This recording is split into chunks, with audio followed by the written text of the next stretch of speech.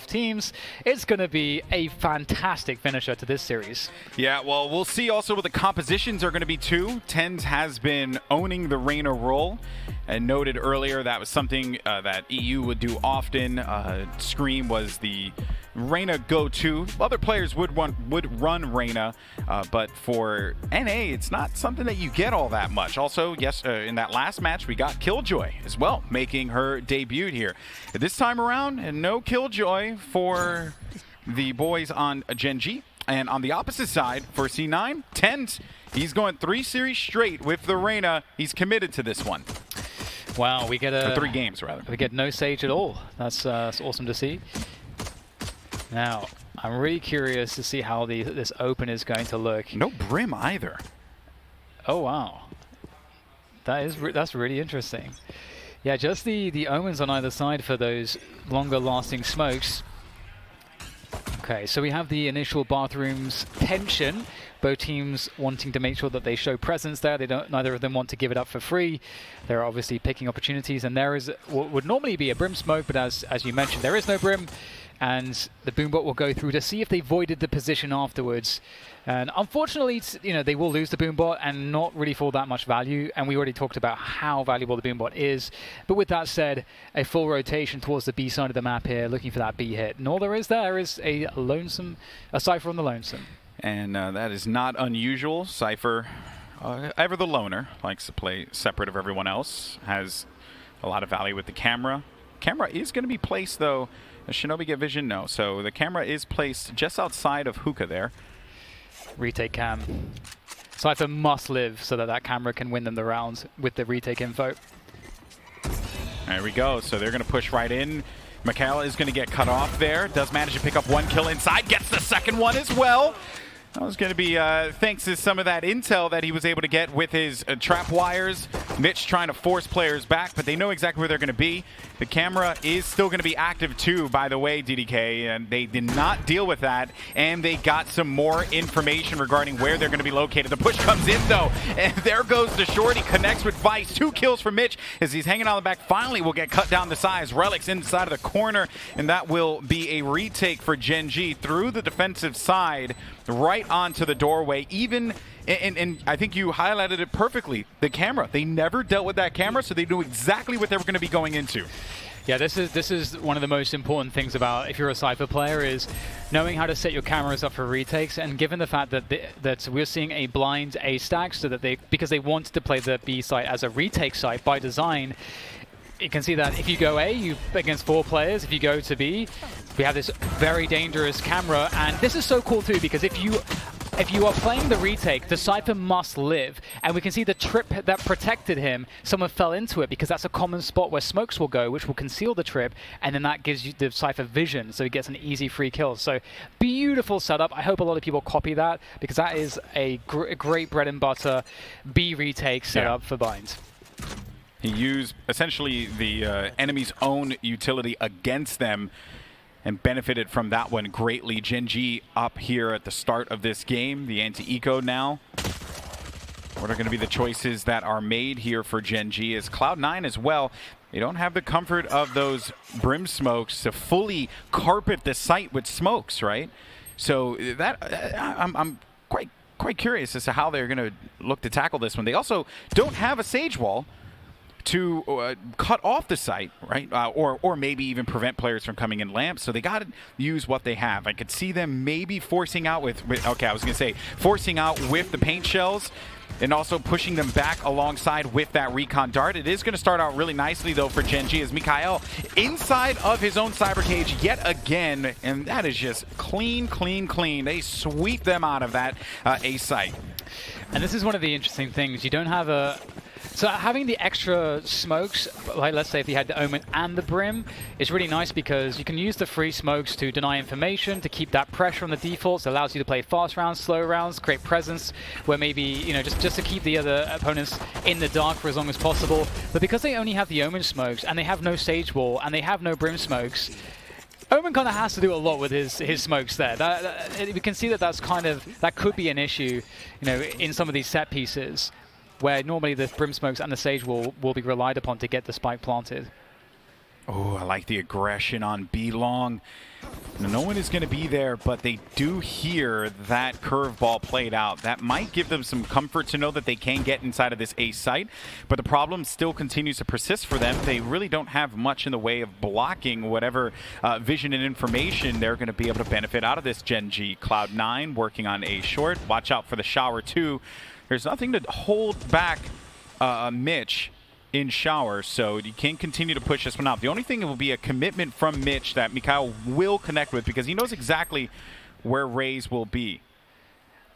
One of the things here as well, sorry to interrupt you, is that Gen.G know that, or they should know that Mitch has the ultimate as the Raze. So Raze showing presence towards the A site is causing a stack because they're anticipating, like, why would you lurk with the guy that has the ultimate that's going to entry for you? And he's going to send a nade to continue to put more pressure. Even if he doesn't get a kill with that nade, it's going to put some fear into them that the push might be coming in with 20 seconds remaining. Meanwhile, on B site, the only thing there that's working out for them is the camera. And a fake TP too, but no one really takes that bait. Oh, there comes Mitch as he pushes onto the site solo by himself. Does manage to find one player. It's only going to be him, though. He has to worry about Mitch just trying to back away. They'll get that spike down nicely on B. They have to clean up Mitch here, and they finally, mission accomplished. They do get that task done.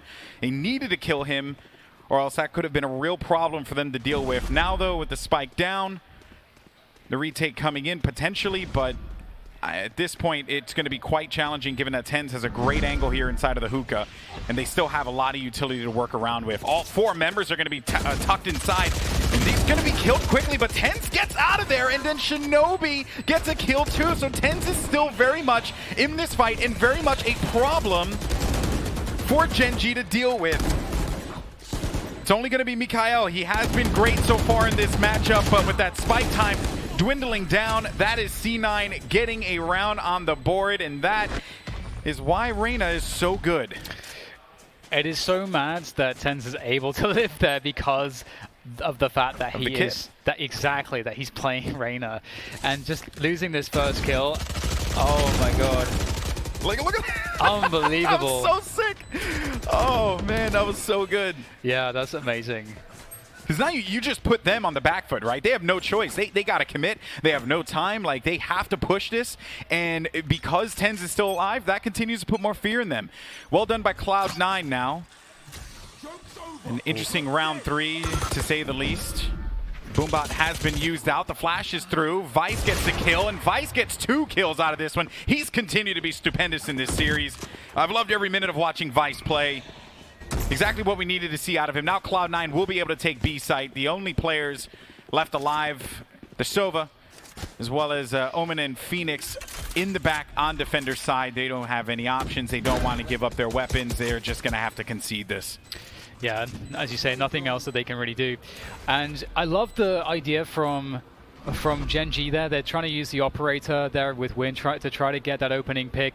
They know that the Boombot's coming in, so they have the Cypher there that's able to destroy it, which always puts the question as to, you know, what's actually happening in hookah. Are they playing defensively or not? And then out swings the operator. But just the readiness there from Cloud9 to anticipate that that's the first point where aggression could happen, and they have the protocols to deal with that, and then they could just won the round off of it. Because there's no response. If you go down 3 versus 5 like that right at the beginning of the rounds, and your economy is like this, that's it. So just off of that very simple kind of Boombot play and the good protocols to defend the aggression, that's it. That's the round, and what a big round to win for them as well. Because at this point now, Gen.G is starting to get onto the back foot. They need to win this round, or else their money is beyond saving. And C9 will really take a huge grip of this game.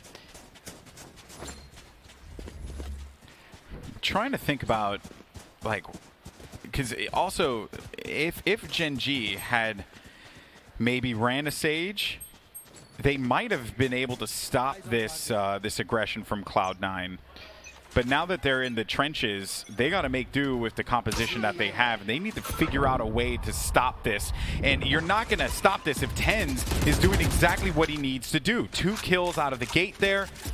He's also going to get some overheal too. He's right back into fighting form as 150 HP to work with. Only player left inside of there is the Omen, who's basically just going to be in an island by himself, and you know, A side is available. They can just go right into that, plant, and success. Yeah, again, it's the same situation, losing against the initial exchange for like battling for control, and I respect that with Gen.G. They're trying to make sure that they maintain control, and they went to do that by using the Omen's paranoia, having a setup to throw that paranoia through to market and to swing with it. But again, they just are on the losing side of that exchange, and that's a wrap again. Now, a lot of teams will want to control hookah, but they won't necessarily go for that aggressive of a peak. They'll force you as the attackers to commit further into the hookah, as opposed to what we're seeing here. And I think one of the reasons that you can do that is if you're running a Sage, it gives you options to shut that choke point down really effectively with the ice wall, with the slows. Exactly. So it makes it a little bit easier. But I think Gen.G feel, because they don't have a composition that's more effective at that, they're looking to go more aggressive, which is fine, but right now it's not working out. It's definitely higher stakes gameplay. Well, if you're betting on blue, you're betting right, as C9, they managed to get 3 rounds, taking the lead here at the early game. TenZ opening that round up with 2 kills just stopped any momentum that Gen.G could have possibly created from that aggression. Now, we'll see what they'll do as they're back to the drawing board on defense, deciding where they're going to want to position player 1. And I think a swap is coming in too. Setups have also been done. I play 1 Cyber Cage in mid. They're going to use that boombot again. Okay, so he knows that no one's going to swing that with the molly down. Hot hands in play. It ticks for a decent amount of damage, and he holds that off for the time being, but they lose out on the boombot. Meanwhile, though, Mitch is going to continue to harass inside of hookah on the opposite side of the map. Here's effys, just pushing them back as much as possible, stalling them with these shock darts, but they're going to take control here of Shower. Yeah, it's a really important battle. Oh, that was huge. effys will be forced off the closer positions, and the orb will go the way of Cloud9. And B long control is now being taken. The information's being gained. Mitch is in a position to control short B. So this does allow a rotation back to B for the likes of for Cloud9, if that's what they choose to do. And given all the presence that they've shown towards Showers and the amount of players, they can assume that A will be stacked more heavily, and we know also that Gen.G got info on B long. So right now, Gen.G should be anticipating A, and we can see that the push is coming back towards the B site for C9. They're banking on the fact that that early pressure created that rotation. Oh, that's problematic. Oh, they're faking it, actually. Oh, shinobi still gets a kill there. Mitch is going to jump right into the site. And that is just going to leave huynh to be in the back by TP room. Player 1, though, with that kill, he actually slows him down just a touch there. Player 1 not able to get that kill. Instead, it is going to be TenZ with only a few seconds remaining. The spike is down, but he's going to be in a really rough spot. Has to teleport out of that potentially. There goes that neural theft activated now as Mitch is in the back. Had to reload, and Gen.G managed to hold down the fake. And they will get their 3rd round on the board, but geez, that was a bit of a scattered round there, DDK. Yeah, I really liked what Cloud9 did, even though they lost the rounds. I think the flow of the round was really cool, just opening up with that Shower's presence. It looked very threatening. They know that that has to be respected, that rotation goes to A because of that. Then they cut noise for enough time that then they could also have already rotated back to the other site. Yeah. They initiate the attack. They throw the Omen smoke.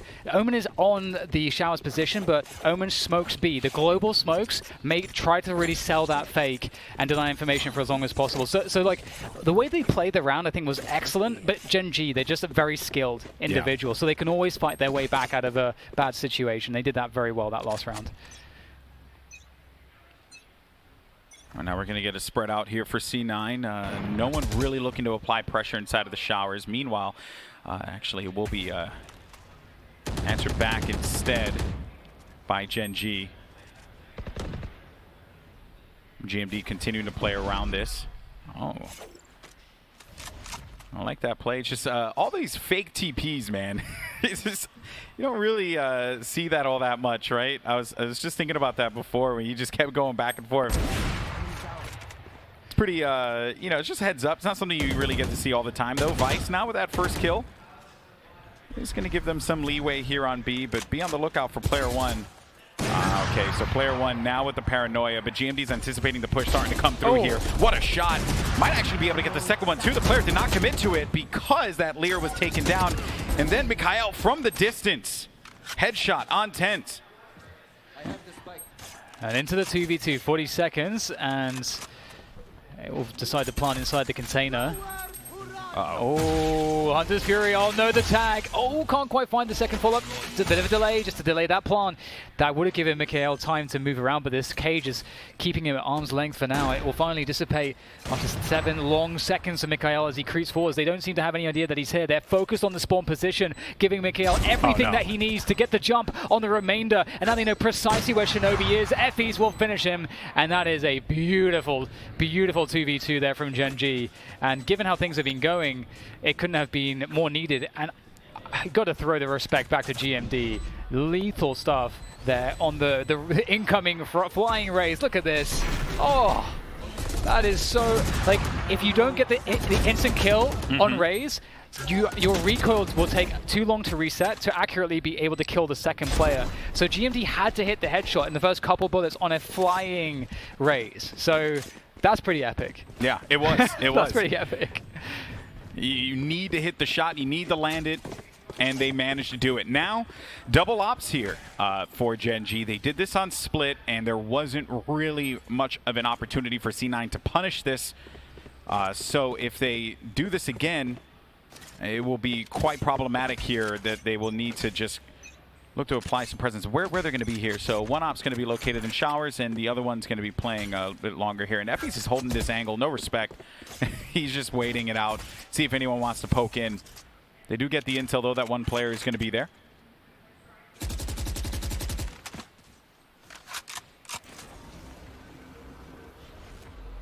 Drone up short to clear some of these close positions. He spotted the camera there, so he pinged the cam. Really important information. I think he may have heard Cypher too. So I would imagine that they're just going to drop back. Two players are going to be there. huynh beaten up, 72 HP. Will be able to stay alive here. And has to bounce out. Can't hold that angle any longer because the paint shells force him out of that position. Look for Relyks though, and then huynh, he gets right back into hookah, but now they have an opportunity to push up, and then Mitch will get the kill out of that one. While he's flying in though, GMD's in the back. They know exactly where player one's going to be located. GMD, oh boy, goes into the site, even with the knowledge that player one was still there. GMD, with the run it back, secures himself 1 kill. That's going to be ultimate value from that ultimate ability. Now they know that with all that activity, everything focused on A or on B site, they can go over toward A. They saw that the Omen was there. They saw that the Phoenix was there. The only question mark for them was the Sova. Now that they have this spike down, they simply just need to play around for one another. But this first kill, this is going to be very important here for C9 if they manage to pick this one up. And the fact that it's TenZ and Relyks still alive is problematic for Gen.G.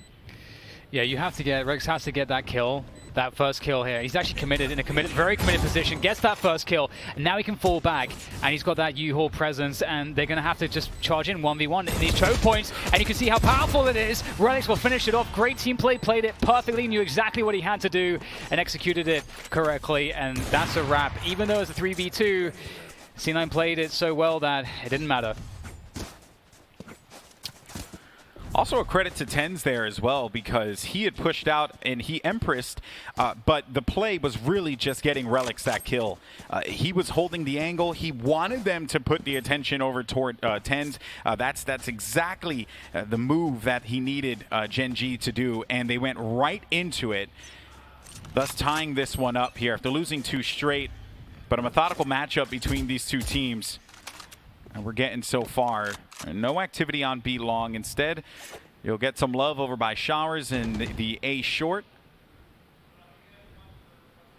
And look at huynh. He's waiting for that opportunity. He's on top of this truck. He is just, you know, chopping at the bit to get their shot off if they try and cross and get reckless.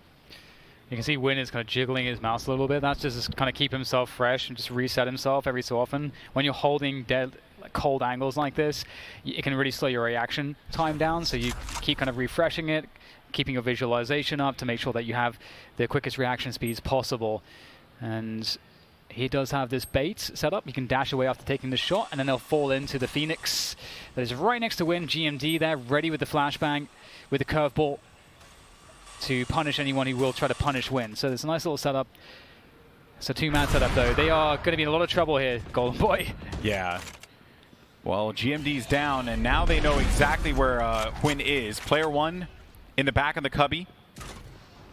They're going for B now. They've got all the information that they possibly could have, and it's up to MkaeL as well as effys. effys dies quickly, though. TenZ is still alive as he went right... Oh, man, that is another instance of that Reyna just being so critical for them, because he had to wait for him to get out of that state, that intangible state, so that he can shoot him in the face. But instead, it's going to be TenZ who benefits from that one. Now it's just huynh all alone at A site. Spike is down. That's it. The round is done. C9, they just did everything right, and they're going to benefit with a 5th round win. Yeah, C9 are doing such a good job at just, pulling and picking Gen.G all over the place, like making them think that it's one side, forcing a rotation, having the presence of the map because of the way that they're defaulting, to give themselves the option to rotate back while still keeping presence in that original location where they created all of the threat that forced a rotation, which makes it really impossible, because even if something goes poorly towards the other side, they can always reset back to the other side. So there's always all of the options available for Cloud9 at this point. And Gen.G, let's not forget, they tried to assert themselves aggressively at the beginning of this half, and they were losing rounds outright because of it. So right now they're since forced to play passively, and that's giving C9 all of these options. Yeah, it was MkaeL. He was looking. He was waiting to see where that player was going to be, because he could have actually jumped on top of the metal container there in the middle and maybe gotten the jump on him. So leaving the options fairly slim. I think we're going to get early aggression here with this op. He's going to go for it. huynh, does he get the kill, though? And instead, we'll find out where the Cypher is. Also some more intel as to the current location of where that Raze is. Only player, though, with an ult right now will be the Sova, who they will certainly want to keep shinobi strong in this one. And that play for the rocket launcher, great. They get everything they want. They use a leer, but they're fine with that, because now they're going to have a showstopper available for them. And they have to utilize this one to great effect. And certainly they will. There goes actually, there was going to be a satchel kill there from Mitch. Player one, though, does manage to stop the rocket from being a factor in this round. He just tried to get around the corner and look to get any kind of look, any kind of play happen. But with their current situation, they're just, as far as weaponry was concerned, it left them with slim pickings, and it's going to be huynh in a deja vu. Again, all alone by himself with an op. And this was another great round from C9, just because we've seen a bunch of times where they pressure bathrooms, and it's really hard to tell if you're the defender what that pressure means, because they've reset out of that pressure and just left a lurker there so many times. And so this time, just because you hear a leer and you hear all these footsteps, that doesn't actually necessarily mean they're going to commit onto the A site. The difference here being, and I love this detail, the way that they used Hunter's Fury to initiate, because from the bathroom position, you're able to clear the triple boxes, you're able to clear behind the APC, the cubby positions. You're able to actually carve through a path by using that Hunter's Fury to control the information game and to force the issue, basically. So it's a really good answer, and it just goes to show that C9 are really well prepared on this map. Yeah. Even if you don't get a kill with the Hunter's Fury, a tag is great. Even moving them out of the position as your teammates are starting to push onto the site, all that is value you get from that ultimate ability in the coordinated setup like they had. So now they will be able to buy guns. huynh is, by the way, huynh, you're doing good for yourself, buddy. Unfortunately, your team kind of struggling there, and it is 6-4. 2 rounds left here on the half. huynh has held on to that op. You can't pry it off of his dead cold hands, apparently, DDK.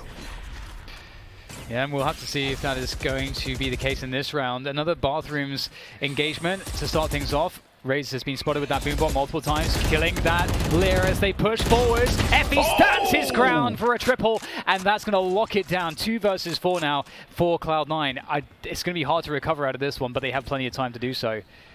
And they've been doing that shower play so much. You literally just highlighted how they've been going into showers consistently, and them investing a leer into it.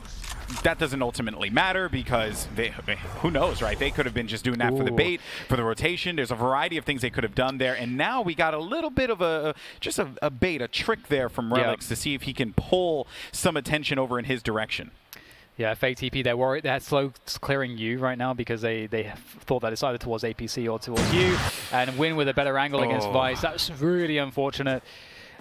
It's really cute with the fake TP. Ultimately, they are kind of grasping at straws to try to create some attention as they were rotating away towards the B site. But unfortunately, the spike was also towards spawn, so in the cave.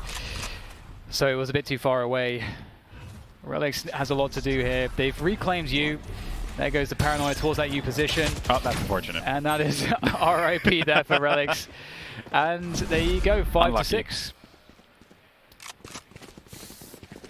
It feels like this makes me feel good because we've seen Gen.G come off the worst of these early run engagements so many times. Again, if we cast our mind back to the first few gun rounds around the short B position. So it's good to see that they're able to hold on, and that is just glorious from effys. No fear at all. I'm liking the pinging. Seeing lots of pinging here from both teams. It tells you where they're going to be paying attention to, right? They're doing this again. Difference is, you aren't really going to see that from C9 here in this final round. Got a few ults online too for C9. Maybe that showstopper could be a difference maker here for them. No Sage, so if they lose the showstopper, if they end up dying, you ain't gonna get that bad boy back. A Neuro Theft too, as that orb was grabbed. So he'll have 3 ults to mess around with C9. huynh in a familiar spot as he will once again encounter Shinobi. And he's gonna back this thing off here. There goes the showstopper. Does he get what he needs out of this? The fuse is ticking down, but he doesn't get the kill. It is going to force him back. huynh is still going to be holding on to this angle, 60 HP. They have no choice here but to try and poke this one out. Vice does just that. Oh my god! Vice, what a shot out of him! He was flash. He was basically done, but he still manages to stay alive. Is it going to be enough, though, as Relyks is inside of the site right now? He does have Spike. Locates a player in front of him, but he cannot land the shots, leaving only one player left alive, and it's Vice. He has been a hero in this game for Cloud9, but with an op, you're paranoid. You got 30 seconds remaining. They know exactly where you're going to be. Your options are slim to none. It was a good effort, and what a shot from Vice that was. But a credit has to go to huynh for holding on to that position on B long and never really allowing them to freely take that. Oh, not bad. And he's picked up a Phantom. He's going to keep this one alive. 10 seconds to go for the plant here. He may have to commit for it. Oh, he's coming off a bit. Oh, maybe there's a chance. You just think that maybe there could be a chance, but effys is there to punish him. And that's 6-6 at the end of the first half. It feels like, for me, Cloud9 played slightly better, but strategically, you know, that was made up for by Gen.G being excellent as individuals. I give huynh all the credit in the world here because those 2 cloudbursts that he used was an attempt to try. That shot was stupid, by the way. Was an attempt to try and force back that one too. The B long, right? Or and just be like, okay, they moved around. They were really trying to pay attention to that. He didn't use Tailwind, so it could have just been a clean rotation over to Garden, but he still stayed there. He used his utility to bait them out and does manage to pick up a kill out of that one, and that just slows down whatever they were going to try and cook there on that B long. Now we switch sides, 6-6, par for the course on Bind. It's not the first time that we've seen something like that, where we get this dead even. And these 2 teams, man, they're playing so well. They're reading each other. They're going for the baits. They're just looking to punish. Everything has been gorgeously done from both Gen.G and Cloud9 here.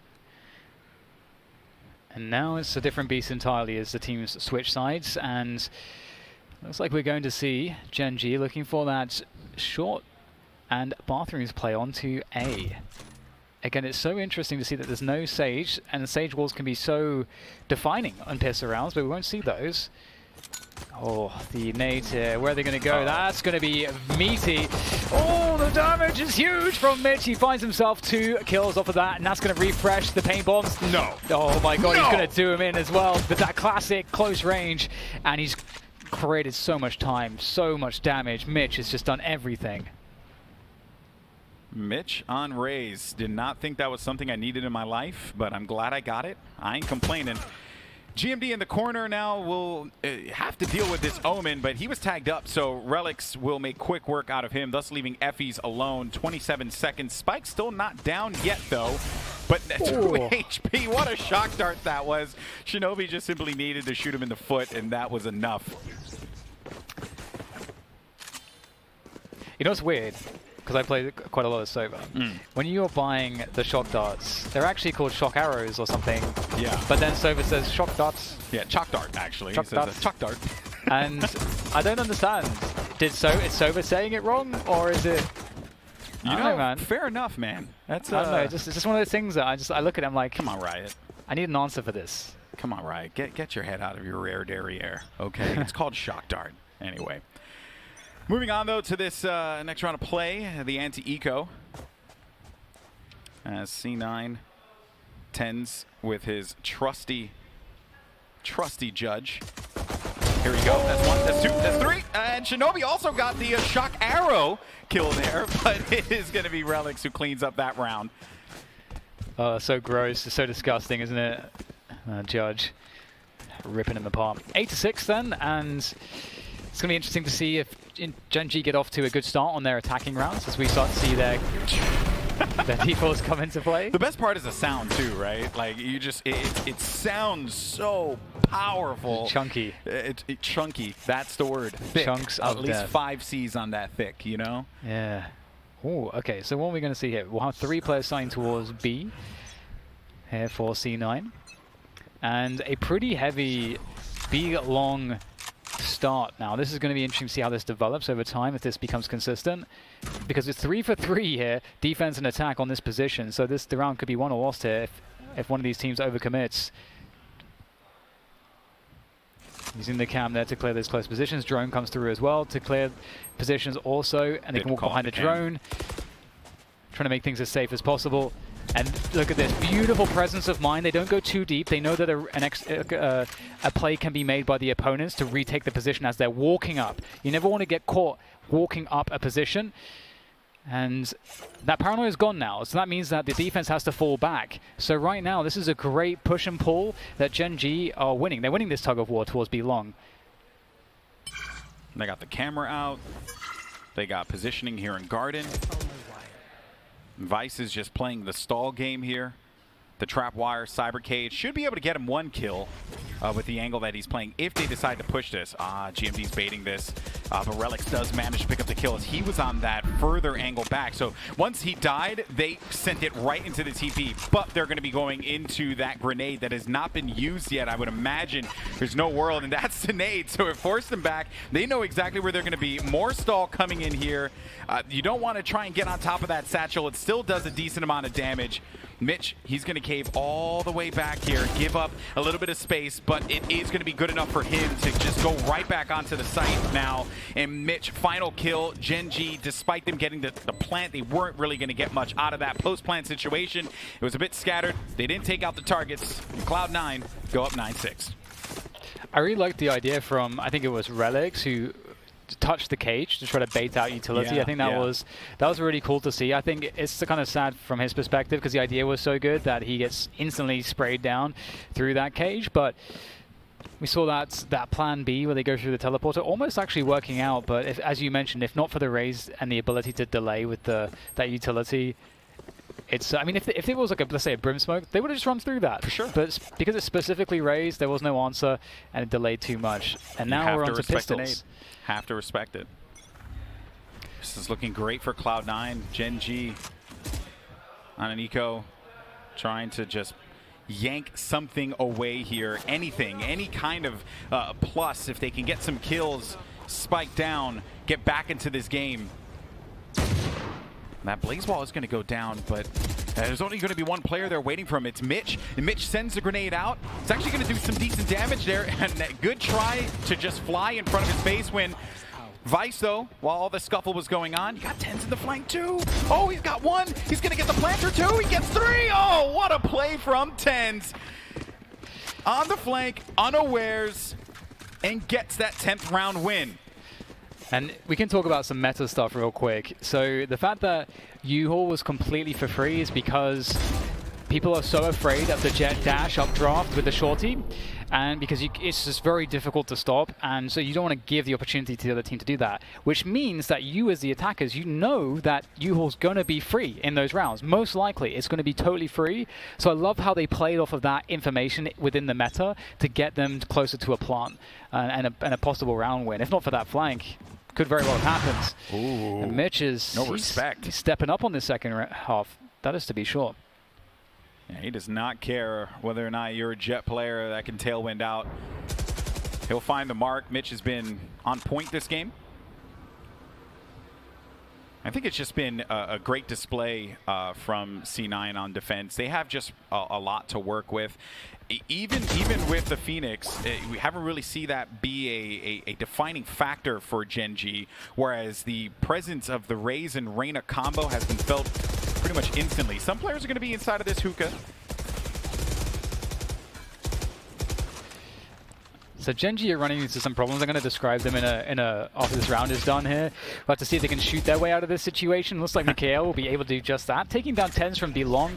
Reclaiming B-Long is extremely important, but it looks like the damage is still being exchanged here between these two sides. And so 2 versus 2 on this B side. Vice has made his way across. Still has a cage to work with as well if he wants to, but he's going to catch MkaeL making his push forwards. And now it's all up to player one, and it's not looking all that good in this position. He's going to try to make a dash for it.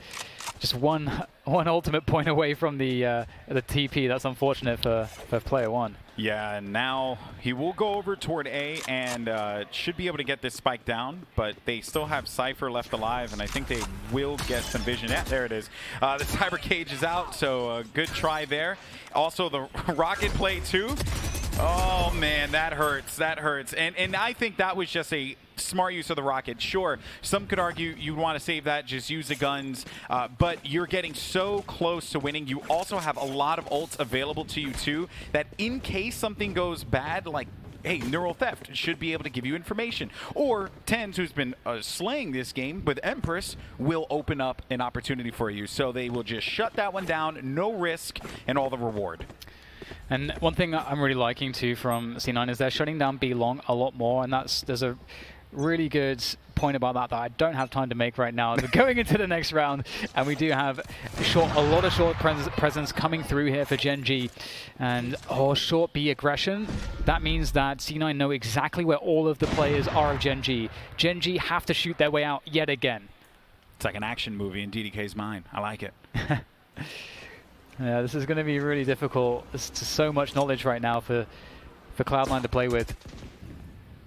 Okay, they got the clear on the immediate right, but they're not going to invest into this one. Maybe huynh can go into the cubby, but the moment he does and gets one kill, that's it.